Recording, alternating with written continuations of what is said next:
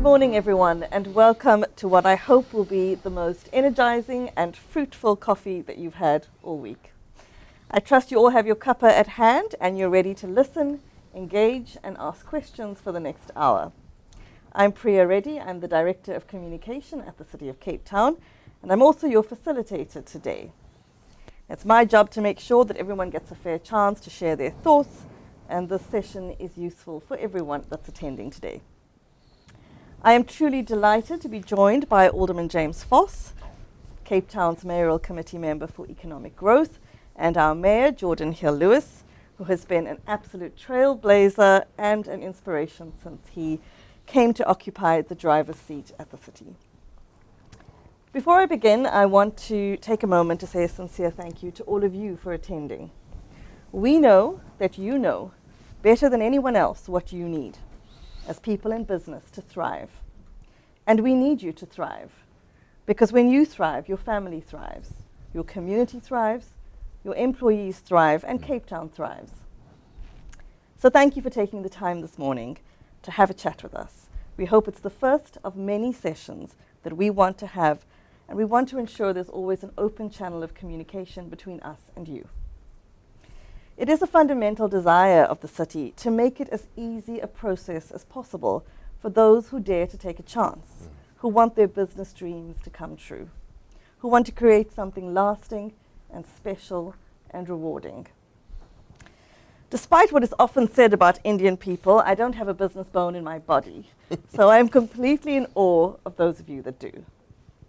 At the City of Cape Town, we have been and we continue to be committed to increasing jobs and investment in our economy.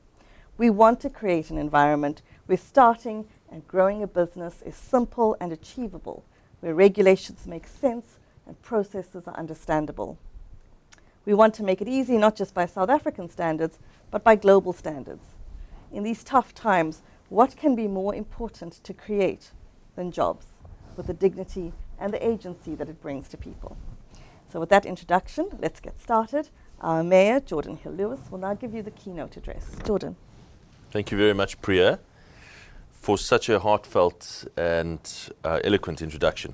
And ladies and gentlemen, thank you very much for joining us, all of you online. It's a pleasure to have you with us. And to my colleague, James Voss, Alderman Voss, thank you very much for putting all of this together, and to your office.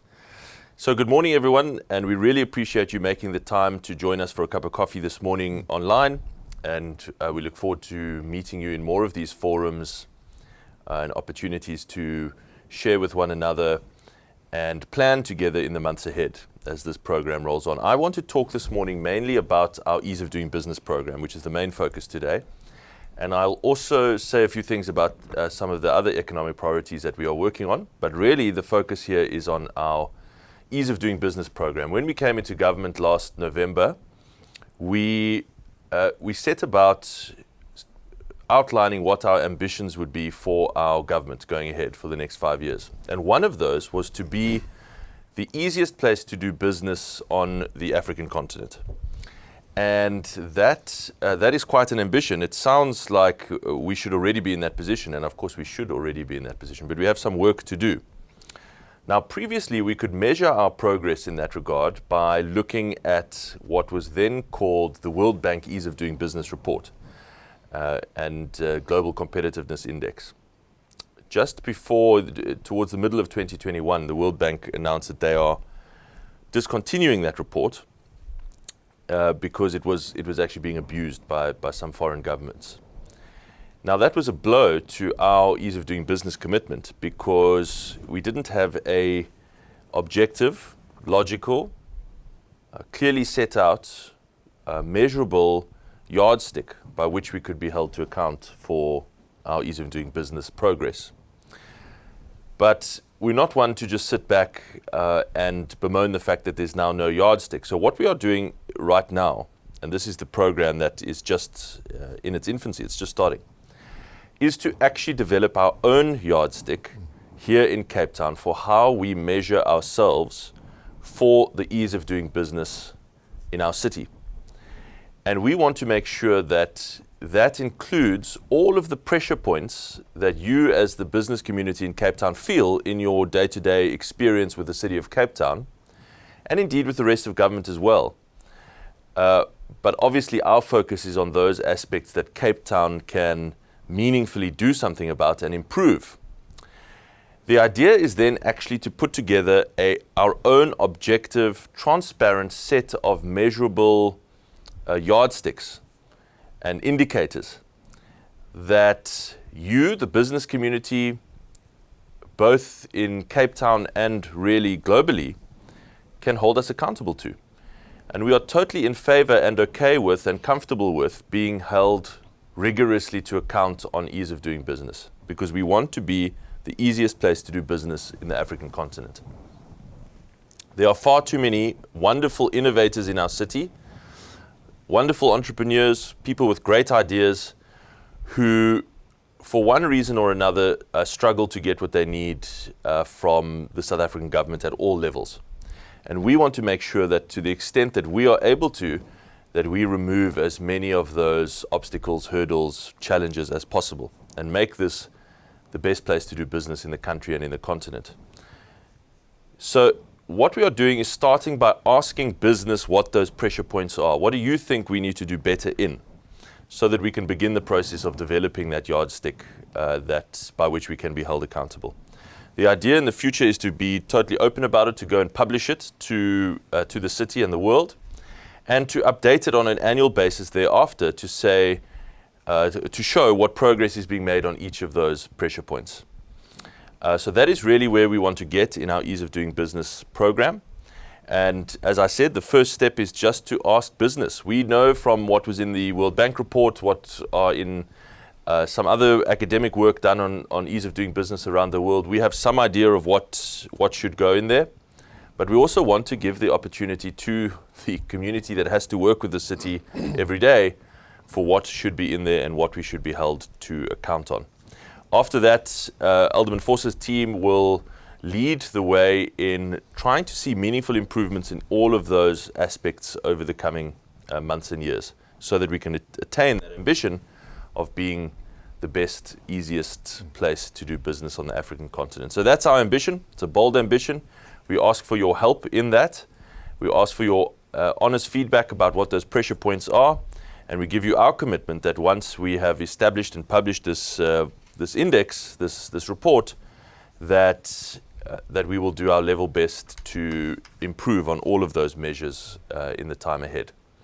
That is not all that we are doing. Actually, that is one aspect of our economic growth agenda in the city of Cape Town, because really everything we do in the city has an important link to how we can grow our economy together, because we know that that's the most important thing for making South Africa sustainable as a society.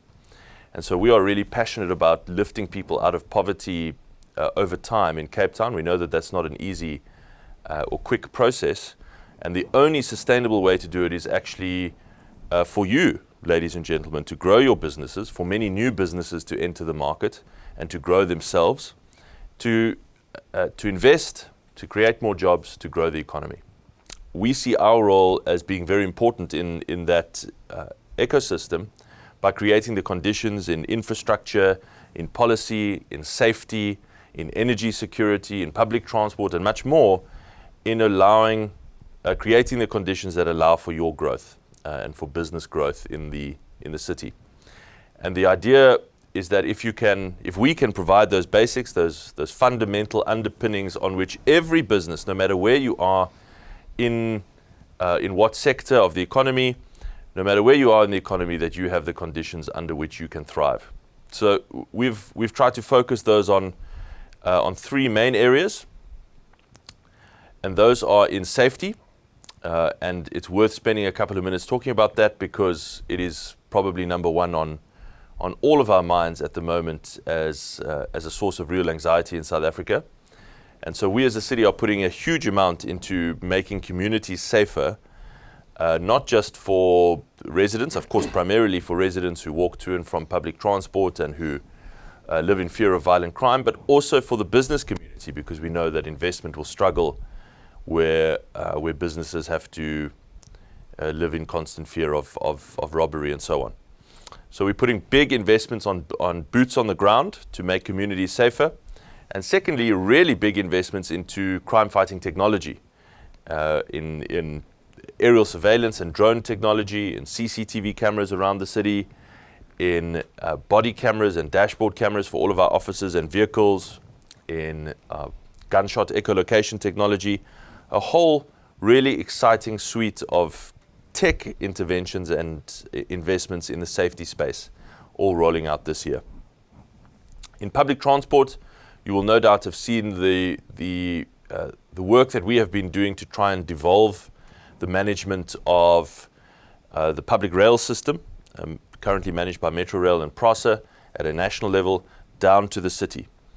Amazingly, we actually already have in principle agreement now to devolve that to the city in the years ahead, and are starting the technical work to actually make that a reality. There's a great deal of work to be done, but that is an exciting prospect for the years ahead, that we could have a functioning, reliable train system in the city of Cape Town.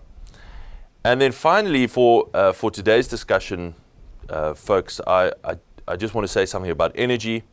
I think this has the potential to be the biggest intervention in the city economy that we could probably make in the years ahead, and that is simply the work of ending load shedding in Cape Town and securing energy security for our city's future. And in that regard, we are busy with a number of investments. We've just back in June already finished our first bid round for independent power producers. There may be some people on this call who participated in that round. I sincerely hope so. What we've also done is a very significant, really unique policy change in South Africa, and indeed in Africa, the first place in Africa to be paying people at this stage, businesses and commercial customers, people with factories and warehouses and so on, paying those people for the power that they feed back into the city, paying in real terms, in real cash. So that is an exciting policy shift.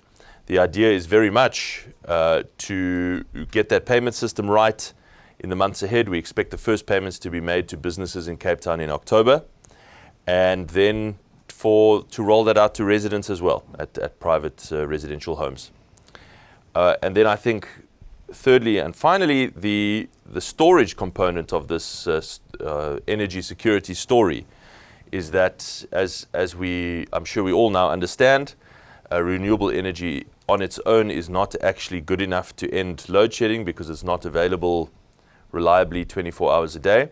So you have to have storage, and you have to have something called dispatchable power. And so we have another significant bid round going out late this year, probably around December, for probably the same quantum again, around about 300 megawatts of dispatchable power. That's the same quantum we did in our IPP round. So I don't want to take up too much time. I want to leave time for your questions, but simply to say that in Cape Town you have a government that's truly committed to growing the economy, to making this an easier place to do business, and to having an investment program that looks to improve all of those basic fundamentals that make it possible for every business in the economy to succeed. And in that regard, we really rely on our relationship with the business community to give us honest feedback, to tell us where those pressure points are, and so that we can be held publicly accountable for improving those pressure points over time. That's our commitment, and that's the purpose of this program and the purpose of starting this discussion today. Thank you. Thank you so much, Geordin. That was great. You mentioned earlier on about some meaningful improvements that are going to be made, that we're starting to make, and we're starting with this sort of engagement. So I'll ask Alderman Foss to now address you about what some of those improvements are, and then we'll move on to a Q&A session. James? Thank you very much, Priya, and thanks, Mr. Mayor. It was really good to hear how you approach the economy, because it's not a one-size-fits-all. And so with the recently released statistics around unemployment, for us as the city government, we see not only the numbers, we also see the people behind those numbers for whom those jobs create a dignity. And so certainly the city's economic growth agenda is about building an economy of hope and confidence. And as mentioned by you, Mayor, this is all about business enablement. And so the ease of doing business is certainly one of the key priorities of this city government. And so such we intend making much more improvements on our internal workings. And so a first part of this process is all about looking at our internal programs and platforms so that we can see how we can do things simpler, more cost effective, because at the end of the day, it comes down to making life easier for Cape Townians, whether it's a startup, an entrepreneur, a small business owner, or a big company. And so whatever they choose, they must choose Cape Town. But at the end of the day, it's all about being genuine in our effort and in our endeavour to look at our own internal workings. And so, of course, it's also about that major goal of making us the easiest place to do business in Africa, because it speaks to business confidence. It speaks to how people see their city government being in their corner, whether it's the submission of a building plan or an electricity connection, or just any of the programs that we offer to help with access to market, smart procurement, product development. And so those are the type of programs that can support business growth, because if businesses grow, produce more, they employ more. And so absolutely a priority of the Economic Growth Directorate is to find ways to make that unemployment queue shorter. So every program and platform must be with that single goal in mind. And so it's really an obsession of this city government to get the basics right. And so of course that would be service delivery right through to energy provision. But in between, it's the glue that holds it all together. And that is how businesses do their business in our city. And so the aim of the project is to work side along businesses across 3 phases. It's to develop an ease of doing business dashboard that monitors current performance of business-facing services. It's also to map the targets and the future plan performance, because we always need to keep in mind where is it that we're going to go, because new trends emerge all the time. And for us as a city, we're certainly seeking more opportunity to grow the depth and diversity, so new markets emerge. There will be shocks to the system. So it's important that we keep that in mind when we look at these indicators.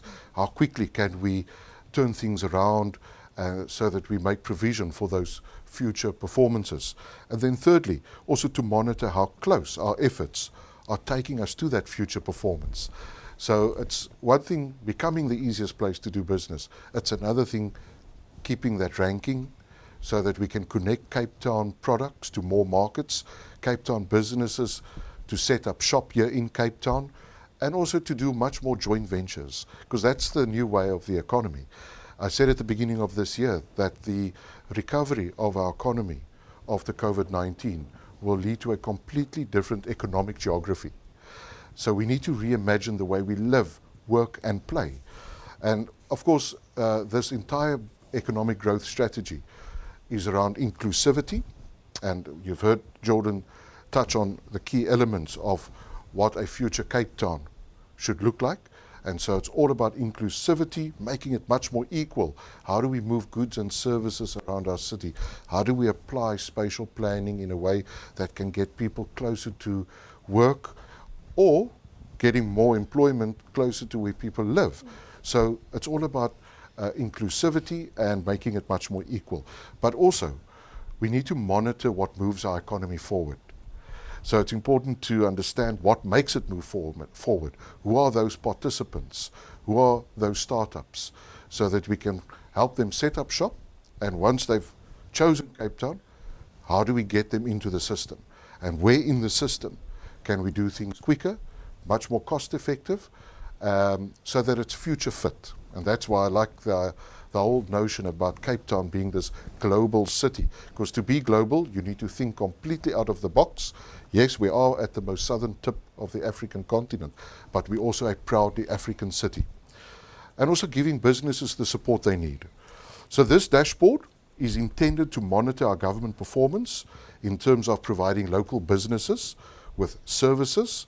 And also, we've taken on our cue from this platform with the World Bank indicators.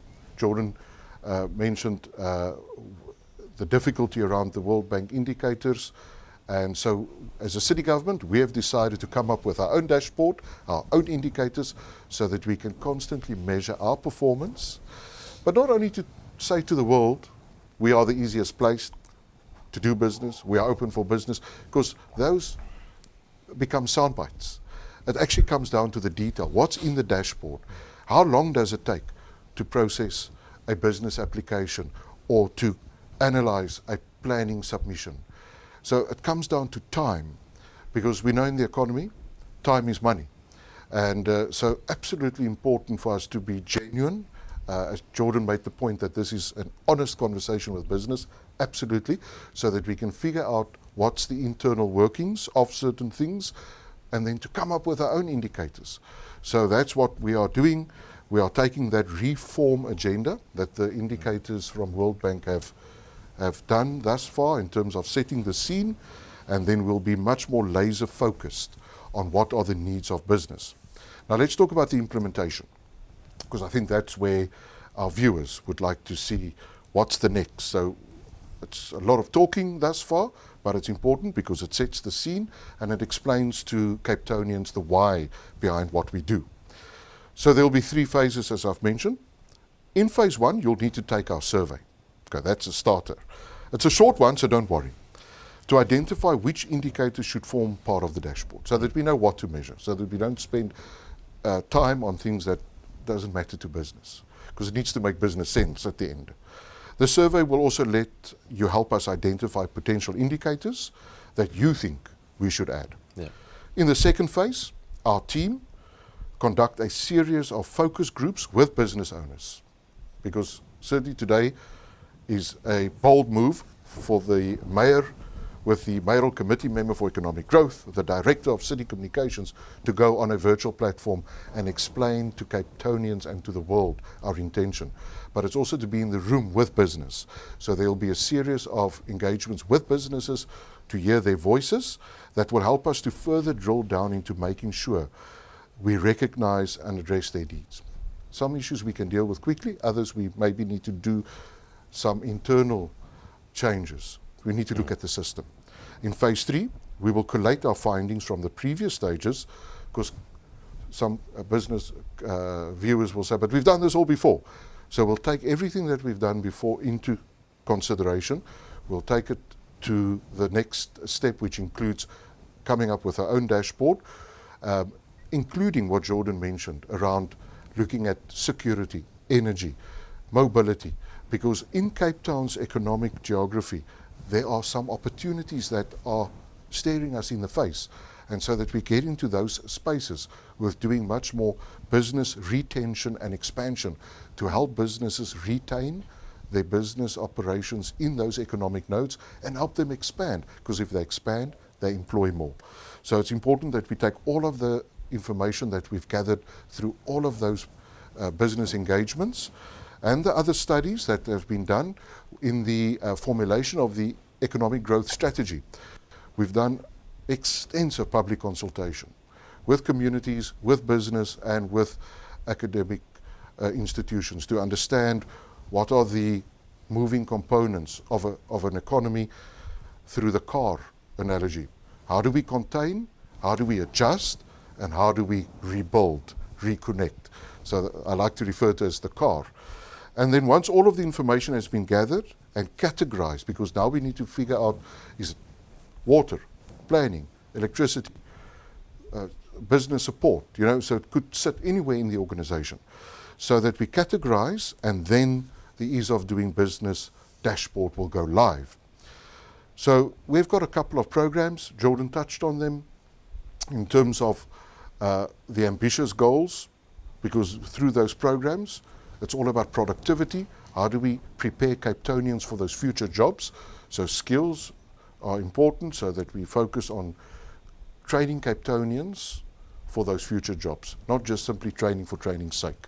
So workforce development, a workforce ready market that we can tap into. And then the actual programs such as smart procurement, so that we can prepare businesses to compete for big business opportunities down the ecosystem, because the ecosystem in Cape Town is both broad and sectoral. So we are spoilt for choice, but we need to be mindful. Where are the things holding us back, and where can we do things with speed and with cost effectiveness in mind? And we also have a dedicated investment facilitation branch that help land businesses in Cape Town so that they can set up shop and so that they can do business and employ Cape Townians. And this investment facilitation branch is cross-cutting. It works with departments throughout the organization, and so that will also give us a good understanding of where are some of those systematic junctions that we need to overcome, and maybe, like you've said before, if it doesn't work, take it out. Let's come up with something new, because the business landscape will never look the same. The way we transact, the way we sell, the way we do our business. And obviously working with special purpose vehicles, our strategic business partners, give us that competitive edge where we can focus on those sectors that are connecting our city with key source markets and unlocking more opportunity in technology, green technology especially, now that that is such a key linkage with energy provision, so that we can train Cape Townians in the green energy space, whether it's solar panel manufacturing, installation, wind turbines. So it's an exciting sector, but there are many others in Cape Town, from clothing and textile to hospitality, tourism. They are all out there, call centers, financial services. And so that's really where we deploy our strategic business partners to go and unlock, find the barriers for us so that we can overcome and get more business going in those particular sectors. That's why I say our economy is both broad and sectoral, and so therefore it gives us a sufficient room to maneuver, but at the same time to be genuine in our attempts here to get a dashboard up and running so that we can track and monitor as we proceed. So that's what it's all about, and I'm really happy for engaging with businesses on this platform, and especially to the businesses that have joined us and sent in questions. This is the conversation, and this is where it all starts. It's all about building an economy of hope and confidence.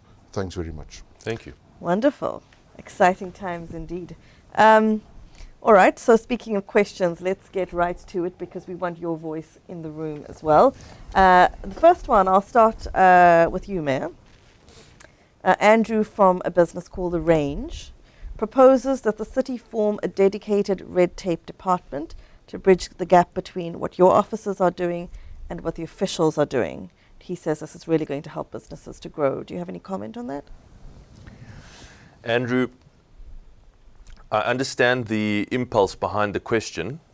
And of course, if there's any business that is getting poor service from the City of Cape Town, you should be in touch and you should be helped. That kind of red tape, unnecessary red tape, should be solved.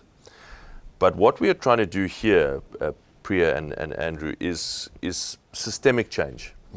It's not just about someone calling up the city and saying, I'm struggling with this individual case that I'm busy with, or this particular application or planning approval or whatever. It's about fixing the system for every business and for all time in the future. Because so much of government's red tape work is just focused on solving individual problems for individual businesses. And of course that's important. Again, I say, if you're struggling with anything, you must be in touch. As James said, they've got a investment facilitation unit. There's a team, a really competent team in economic growth that will help you get rid of that stuff. But the purpose of this program is systemic change. We've got to make sure that the system is fixed and improved for everyone and every business. And so I want us to be in a position in a couple of years' time where every business, no matter who we ask, feels that their interactions with the city are easier, quicker, that they don't ever need to ask for individual kind of special attention to get something done. So many businesses report to me that for example, that they struggle to get things through the city system without speaking to the mayor or speaking to James or speaking to one of our team members. And it's great for us to be helpful, But it's also not the way it's supposed to work, actually. We want the system to work well for everyone without any special intervention. So this is the point of this program. It's about that systemic change. And then the entire city of Cape Town, Andrew, should be an anti-red tape unit. That's the idea. Every single office in this entire place must be an anti-red tape office.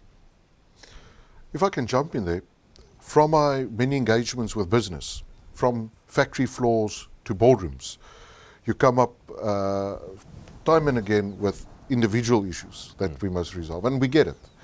And so 2-3 years ago, we've established a dedicated business help desk. Email is business.support@capetown.gov.za, and since establishment, we've dealt with about 6,000 individual business complaints, and we've solved them. It's about business processes, legislation, funding, training, you name it.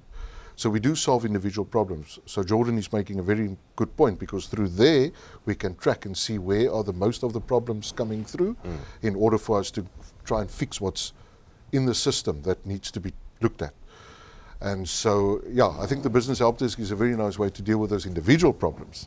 But you're spot on that we need to use this exercise and the data, the intelligence that we're getting from the dedicated business help desk to track and monitor where are the system failures, or perhaps where we can do things better, with speed and with efficiency. So absolutely. Can I just ask you, where must businesses go to fill in the survey? Because it's really important, folks, everyone watching, that James said in his speech, really that's the crux today, is that we need the feedback from businesses through the survey that we're doing. Where do they fill that out? It will be online. Okay. So now the viewers will see it online. It will be published there in the instant message box. Okay, excellent. Yeah. Okay, great. Very good. And I encourage all of you to put any questions that you have into that instant message box, so that take full advantage of this opportunity while you have Alderman Foss and the Mayor here. We'll try and get to as many of them as we can. Alderman Foss, Siyabonga from the US Consul General asks about foreign senior executives who want to do business in South Africa, and they sometimes struggle to obtain visas from the government, which tends to hamper investor confidence, according to him. To what extent is the city affected by this, and what active measures have been put in place by the city to mitigate the challenge? It's a good question. Thanks, Siyabonga. And so, firstly, I'm very happy to hear that we have some diplomats on the line with us, and so certainly part of Cape Town's economic growth agenda is to connect Cape Town with key source markets, and the US is opening up beautifully with the landing of new flights coming in from the US November, December. We've got New York, Washington, Atlanta, and so it's really great. And that opens up trade opportunities. So that's where I'm going, because Cape Town exists in a global village. And we've been talking to lots of businesses around the visa impact, and especially getting those trade barriers removed. So it's the visa, it's also the trade tariffs in many instances that we need to look at.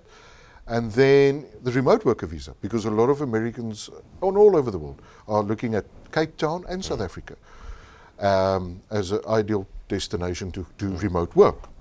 So we've made comprehensive submissions to national government, both on the remote worker visa, and we don't just make the submission in a one-liner.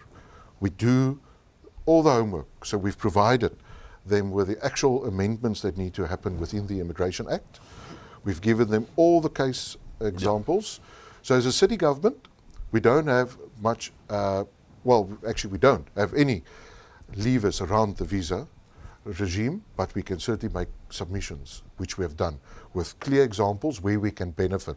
And we do it as part of Team South Africa, because in every submission I make to national government on this subject, I've illustrated how the country can benefit, because it's good for the country if we can get the visa regime much more streamlined. For example, the implementation of electronic visa, the long-term stay visa, and also for professionals and investors that make their way to South Africa and Cape Town.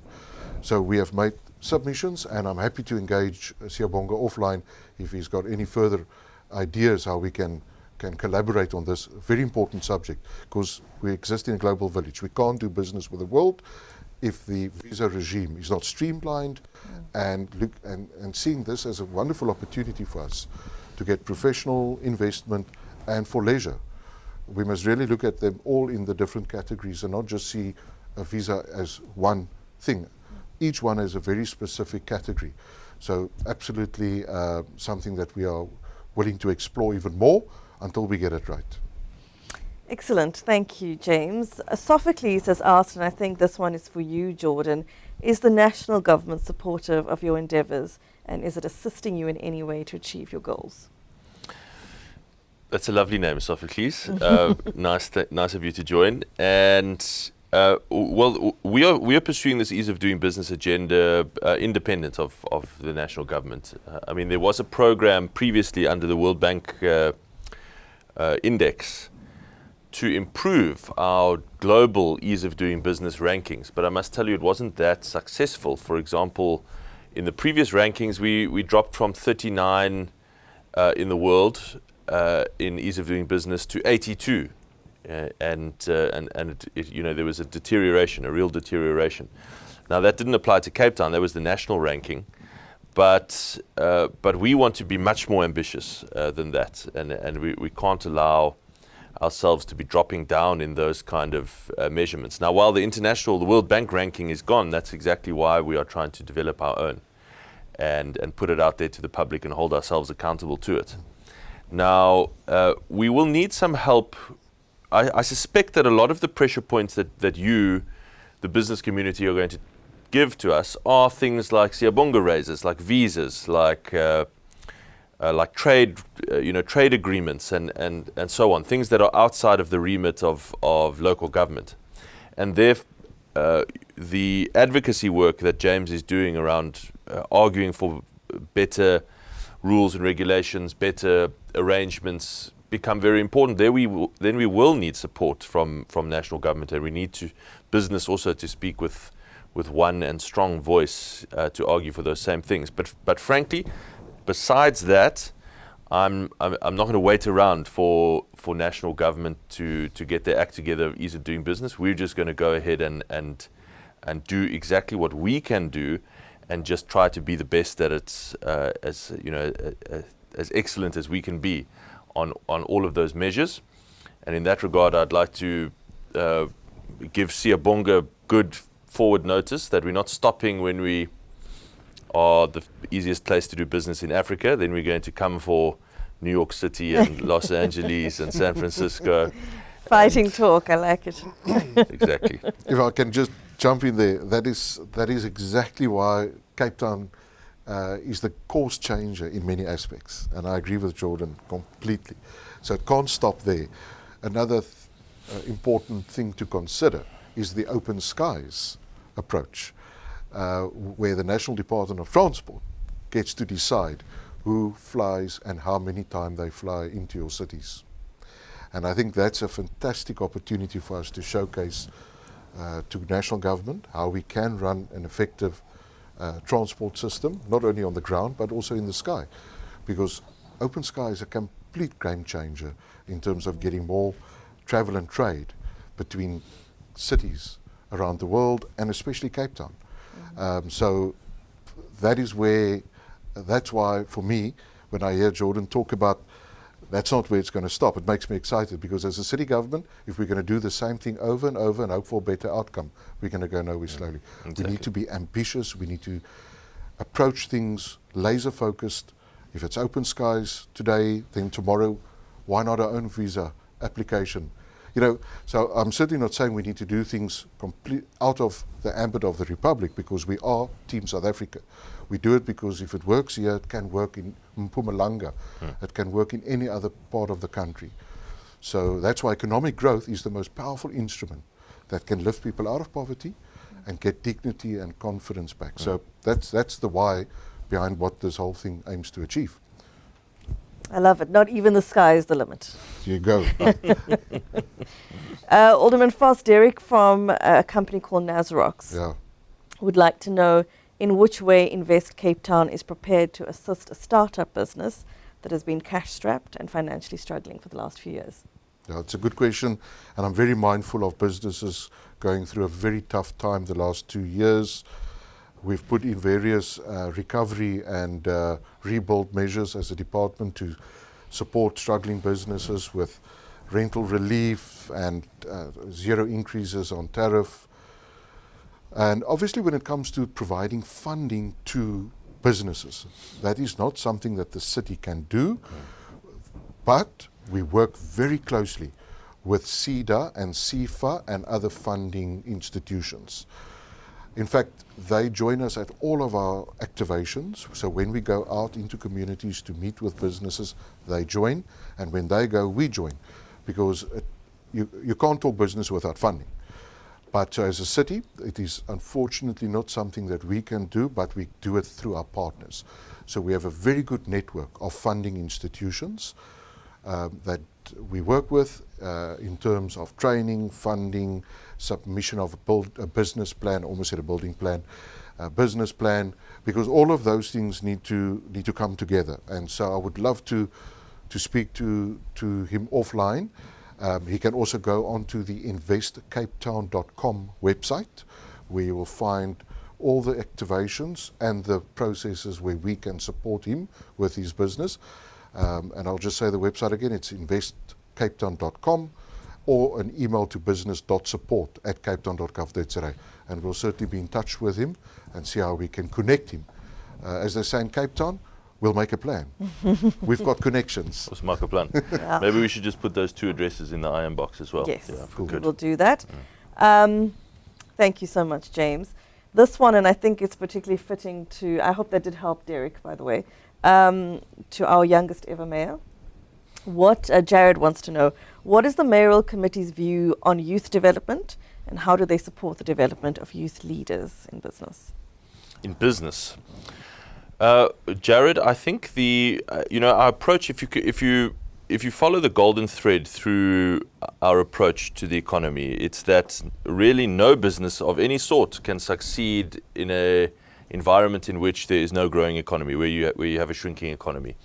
So to follow on from what James just said, you can't have a business without funding, but even if you have funding, you still don't have a business unless you have a growing economy, because then you are just fighting for the scraps of a shrinking economy. So everything that we are doing in the city is to try and create an environment in which entrepreneurs can thrive by growing the economy here in Cape Town. And we genuinely believe that we can grow faster than the rest of the country if we get a few of these basic fundamentals right in Cape Town. And the beneficiaries of that growth are mainly going to be young people, because they are the most unemployed category of worker or potential worker in South Africa, with a truly enormous unemployment rate of 59% in the youth category. It's a bit lower in Cape Town, but still far, far too high. So when you have an economy that's growing, when you have businesses that are starting and flourishing, that economy acts like a kind of sponge. That just, if you think of putting a dry sponge into water, how it just absorbs all of that water. That's kind of like what a growing economy does in a society like ours. It absorbs all of the social pressures that we have around unemployment, around poverty, and many, many others besides. So that has to be our obsession and our focus. It's not specifically about youth business people or youth jobs. It's about how do we get this economy growing for everyone. So whether you are Andrew, or let me just remember the names now, Derek or Jared, it doesn't matter, because you are existing, your business is existing in an ecosystem in which it can thrive and not wither on the vine. Priya, if you can maybe just also on the iron box, just give the details there. We run a business mentorship program. So if there are any viewers out there who would like to get in touch with us around our business mentorship program. So we have a relationship with Productivity SA, we have a relationship with Rotary, and a few financial institutions that support us in our business leadership development. And so those workshops and sessions are running. We've got about 30 of them that's currently being rolled out across the city. So I would like to encourage young business or existing, irrespective of age, join our business mentorship program, because we get it. It's not always about how to submit a building plan or how to tender. There's also about how do I improve the way I do my business, the business savvy. So there's certainly a program that I would like Jared to get in touch with. Thank you for that, James. The details for that mentorship program will be up in your iron box shortly. And please keep your questions coming in. We have a few more minutes still. We have a question here from Ravi for you, James. He owns a restaurant in Short Market Street. He wants to know if the city has a restaurant forum with the aim to collaborate to sustainably grow the sector. Excellent. I would like Ravi to definitely form part of the hospitality network out there. One, he should join Cape Town Tourism, because then we can make him part of the hospitality network. Two, FEDHASA, the Federated Hospitality Association of South Africa.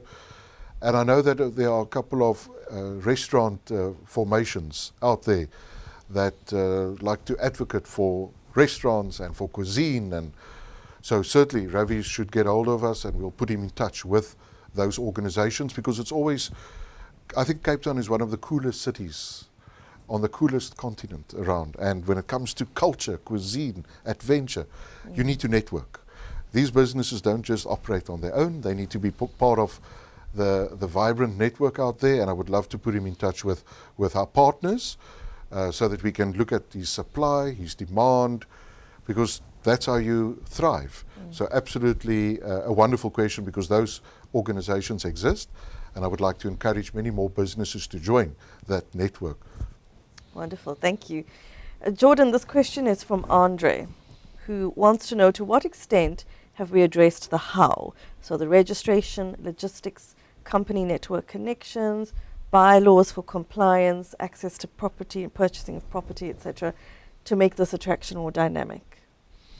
Okay, so that's a great question, Andre. The purpose of this program, which we are starting at the moment, and today is a part of that launch, is to go and look at the what of what is troubling you as business in Cape Town. As James has said, we have a fairly good understanding of what that is already from all of the complaints and queries that we receive on the business support line and personally and so on. And then we are going to do the survey, which I hope you and all of the businesses online will complete and send around as well. Once we have a really good understanding of the what we need to focus on, as James has said, we then go to develop meaningful, tangible benchmarks and targets for how to improve those measures. And that is the how you're talking about. So the first stage is to identify the pressure points. The second stage is to come up with a program of improvement for each of those pressure points to show meaningful progress in the city in the coming periods. And then, of course, to go back to you and be held accountable for that progress.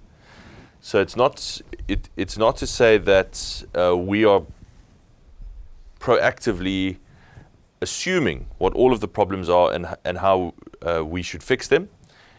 The first step of the process is absolutely to check with the business community and start that honest feedback loop about what needs to be fixed. Thank you, Geordin. Rob Kane from the CCID has wanted to say thank you to both of you and to all your teams for what he says are very visible changes that has been implemented in a short time. Correct. He has two suggestions, which perhaps you want to comment on, to stimulate Cape Town's economy. The one is to get all your city workforce back into their offices to stimulate the economy and to increase accountability and efficiency, and also to take a firm stand against spurious objections to development applications. Any thoughts, either of you, on that? I'll go for. I'll give some brief thoughts.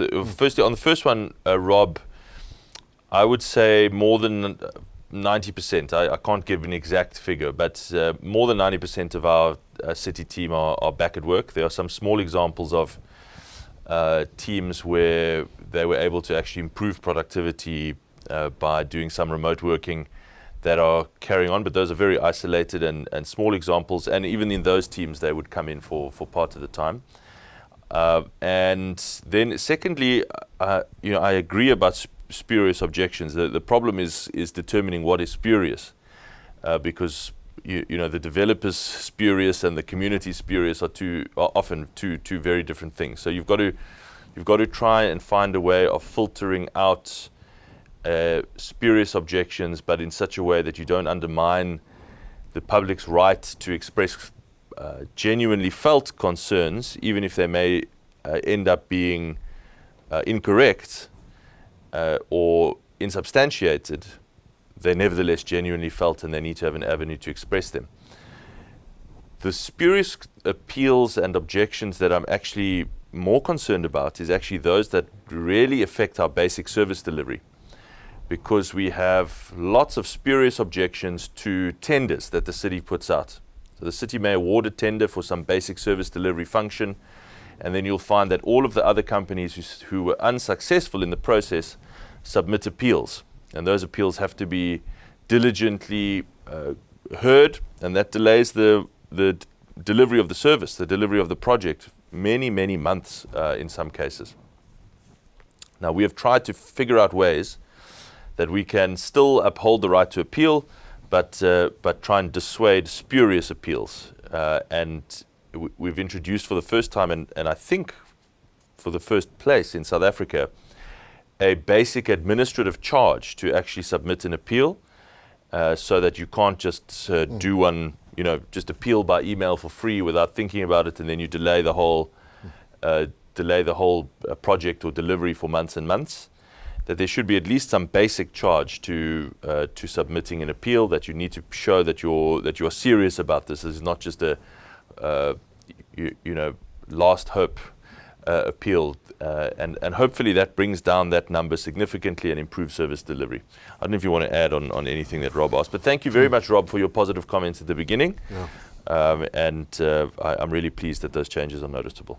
Absolutely. I'll just add something maybe beyond the development matter, and to say very similar with the land release, where we as a city are constantly finding ways to release land to market quicker, cost effective, so that we can put land into the economy. And we find ourselves in a very similar situation, that when we release land, you find objections, objections that have no real basis. And then it delays the whole land release program. Land for housing, land for commercial, land for social care purposes. So we find ourselves in a similar situation, and I can just say to Rob that we are looking at ways how to make that even quicker, so that we don't delay the land release program. So it's very similar to the development situation, but in my department we have the real estate portfolio. And then just to say on the nighttime economy, I know that Rob has been advocating very hard also for the nighttime economy, or the 24-hour economy thing, and I can say, Rob, we are on it. I've got a working group set up now that consists of the Cape Town Central District Improvement District, the University of Cape Town, and my department, where we're looking at a nighttime economy narrative, so that it's not only entertainment but also manufacturing and financial services. Because did you know that we have about 15,000 people working in call centres after 6 o'clock here in Cape Town? So there's so many opportunity in a 24-hour economy for Cape Town. So Rob, we're on it, we're looking at it. I think one of the most important things we've done to support a 24-hour economy in the CBD is actually the 100 law enforcement deployments that we did, which are operating 24 hours a day. And that means that people can come to the CBD and enjoy it late at night with a feeling of relative safety. Yeah. Because I've heard so many stories of restaurants where particularly female diners, ladies have felt reluctant to go out with friends at night because of a sense of unsafety. And hopefully our deployment, which is a more than five-fold increase in law enforcement deployment, five times more than we've ever done before, really helps with that sense of safety in the CBD and brings more and more customers, diners, consumers, business people, whatever, out late at night on the streets of the city. Yeah, and diversification of public space and buildings, because we need to be much more flexible and open-minded in how we utilize public open space and built environment to diversify the offer of when the sun sets. Because if you look at a building just as an office block, then you're going to think 8 to 5. You need to look at a building differently, where you can look at co-working, more residential, more entertainment, retail, so the whole diversification, because then you revitalize your inner city. Then it becomes safer, and I want to say to the Mayor for doing that yesterday, the 100 law enforcement officers for the CBD following my talk on Cape Talk Radio around the nighttime economy was perfect, because you can't have a 24-hour economy if it's not safe, clean, and so there's all the basics. Now we need to think what's the next, and I really think it's an exciting opportunity for Cape Town. So we are committed to look at the diversification, the mobility, and how we bring in more event activation. And the pavement economy, people dining on the streets, closing of streets. So that's so much opportunity, like you said, the sky's the limit. I deeply regret that my clubbing days are behind me, because my mother would have felt a really great sense of Are they really? All right, we've got time for one more question and then we'll start wrapping up. This is from Werner, who asks for some assistance to understanding, perhaps this is for you, James, what the city considers to be a business partner and what it considers to be a joint venture between essentially an organ of state and a private business. Okay. I think, Werner, if you can just leave your details there or get it hold of me, I would like to figure out what is your involvement and how we can connect you. But just to make it a general response, so strategic business partners or special purpose vehicles are those sector industry bodies that exist with private sector involvement and where the city then joins. And that could be the Cape Town Clothing Cluster or KPPO, Westgrow being our trade and investment promotion agency, Cape Town Tourism, which focuses on hospitality and tourism. So all of those business partners have sector industry interests, members, and then the city would join their programs, whether it's for skills or attracting investment. So there's a whole range of programs that we do. Another cool one, which is, by the way, Africa's oldest tech incubator based here in Cape Town, is the Cape Innovation and Technology Initiative. So they've been around for years doing tech innovation. So those business partners are all there. And of course, when we look at private sector, we try and find a way in for the city, because we don't want to just wait for things to happen. We want to make them happen. So we go in there and we look for opportunities. But I'm happy to take this offline with Vader and see how we can navigate his business, or at least the conversation further. Excellent, thank you. And James, while we're on that, any final thoughts from you? Brief closing remarks? Yes, Ravi. Before I give you the details of any of those organizations, I want to come and test your restaurant. I can't just be recommending it if I have not come to your restaurant. Now, I want to say to the viewers, thanks very much for joining, and to Geordin for his vision and leadership. Because if we don't get the energy, the security, the service delivery, if we don't get those horizontal stuff right, we can't grow.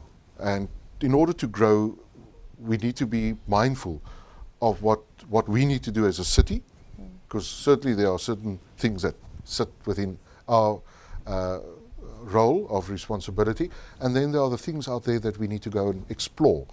And so what I hope that the viewers could take from this conversation is that we are constantly on the lookout to diversify and to explore new opportunities for Cape Town, because times have changed. We must be much more forward-thinking, but not forgetting that we are a municipality and we need to take our citizens with us and our communities on this journey, because it's really it's a competitive space out there. And so we just need to do the car, contain, adjust, and rebuild. And I think that is basically the why of economic growth in the city. And again, to say to the viewers, please complete the survey, and I know you will do it in your wrapper, but we need the survey so that we can get the dashboard up and running, so that we can measure ourselves and be held accountable, as Geordin said. So thanks very much. Thank you so much, James, for that. And Geordin, any final thoughts from you? Thank you everyone for joining us today. It's been a nice discussion and thanks for asking questions. But most importantly, thank you for what you do in the Cape Town economy. We are really grateful for all of the investment, all of the people that you employ and train and care for, and what you do to just champion Cape Town and pursue and protect her best interests as a city. So we're really grateful to you. We consider you as invaluable partners in this in our work, and what we really want to do in the years ahead is just try and make it that little bit easier for you to go out there and flourish and grow your businesses and start new ones, and that's what this whole program is all about, really. So thank you for joining, and please do fill in the survey. Yes, indeed. You'll find the link in your IM box. I'm sorry we didn't get to all your questions. If you have any further questions, you can email them to business.support@capetown.gov.za. I was told that quite early on the meeting room was full, so clearly there is a demand for this kind of engagement. So we're very, very grateful to all of you to have attended today, and this will be the first of a number of engagements. So stay tuned to our social media pages, and we'll let you know when those are happening again. Thank you so much, James and Geordin, and to all of you. Thank you, Priya. Have a Thank lovely you day. very much. Bye.